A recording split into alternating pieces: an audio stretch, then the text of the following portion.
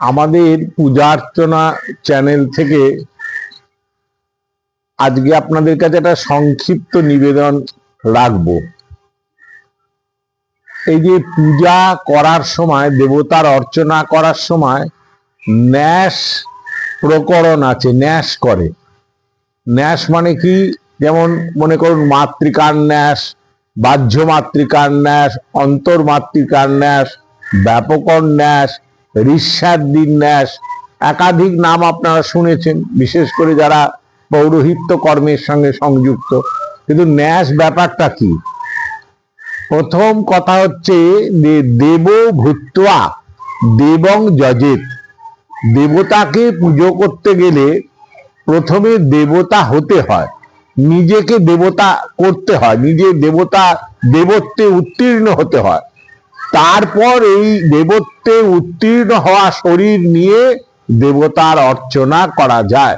যতক্ষণ তার থেকে কম থাকে, ঘাটতি থাকে, ততক্ষণ দেবার্চনা পূর্ণভাবে হয় না। দেব ভূত্বা দেবম যজেত, আগে দেবতা হও, তারপর দেবতাকে পূজা করবে। ন্যাস শব্দের অর্থ কি? ন্যাস হচ্ছে এক ধরনের সংযুক্তিকরণ। ন্যাস শব্দের আক্ষরিক অর্থ হচ্ছে, ব্যুৎপত্তিগত অর্থ হচ্ছে যে এই যে শ্বাস বায়ু, যেটা আমাদের নিঃশ্বাস আর প্রশ্বাস, এই নিঃশ্বাস প্রশ্বাস প্রলম্বনের দ্বারা শরীরকে নানাবিধ উপায়ে সংরক্ষণ করা, নিয়ন্ত্রণ করা, ইন্দ্রিয়গণকে নিয়ন্ত্রণ করার নাম হচ্ছে ন্যাস। আমি ব্যাপকভাবে বলে দিলাম। বিশেষভাবে আবার বিন্যাস কথা আছে, বিশেষ বিশিষ্ট রূপে ন্যাস, অর্থাৎ যখন অতি স্পেশাল ভাবে, অতি জটিল ভাবে, অতি সংরক্ষিত ভাবে এই বায়ু পূরণ এবং রেচন, কুম্ভক ইত্যাদি প্রক্রিয়ার দ্বারা যে শরীরস্থ ইন্দ্রিয়গুলোকে সংযুক্ত করা হয় তাকে বলা হয় ন্যাস। তাকে বলা হয় আবার ব্যাপকন্যাস, তাকে বলা হয় বিন্যাস। যখন বিন্যাস, এগুলো সব উপসর্গ যুক্ত হয়েছে, বি উপসর্গ একটা।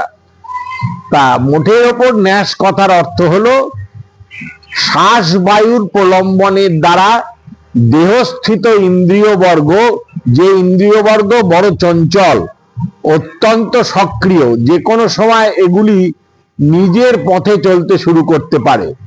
সে যত ইন্দ্রিয় আপনার শরীরে আছে, মন বুদ্ধি চিত্ত অহংকার, বাক পানি পাত পায়ু উপস্থ, হ্যাঁ, তারপরে চক্ষু কর্ণ নাসিকা জিহ্বা ত্বক, মোট 14টা ইন্দ্রিয়। বাক পানি পাত পায়ু উপস্থ, এই পাত পায়ু আর উপস্থ হচ্ছে সব থেকে গন্ডগোলের 3টে ইন্দ্রিয়। এই ইন্দ্রিয়গুলো যদি চঞ্চল হয়ে যায়, তাহলে দেব পূজায় মন তো থাকবেই না, উল্টে মন বিপদগামী হবে।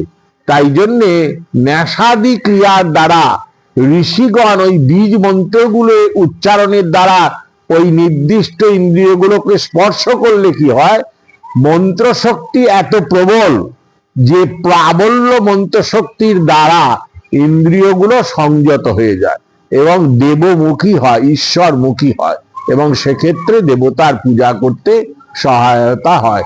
অনেক রকম ভাবে সেটা উপকৃত হয় এবং দেবমুখী এবং দেব পূজার একান্ত সহায়ক বলে চিহ্নিত হয়।